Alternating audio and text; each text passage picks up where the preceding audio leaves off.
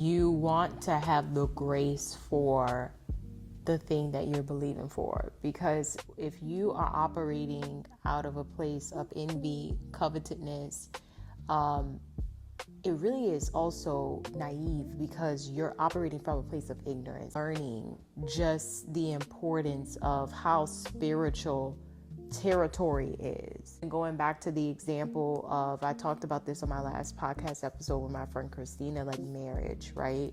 Marriage has been something that I've discussed many times on my platform, because that's currently the season that I'm in and my desire for that. I would grieve and I would be very upset that the relationships that I gave time and energy with, if all transparency, like after I left those relationships, and one of them left me, right, which was already very groundbreaking, just be honest, period, because don't nobody leave, right, but but after that I became bitter, and I was even resentful towards God and those men, because I felt like, how did they leave and become married and I didn't? Like, I really warred with that. I felt resentful towards God, because I was like, Lord, I like, not that I know God, but as I start to understand some trends that he does in my life, and I'm like,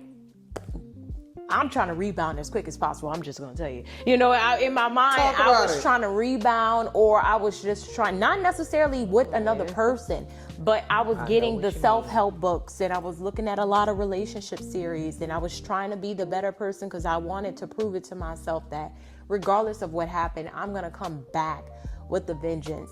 And it was the loneliest time in my life where God deliberately veiled me. And like, those relationships were not holding. And even to this day, like, I'm still not actively dating.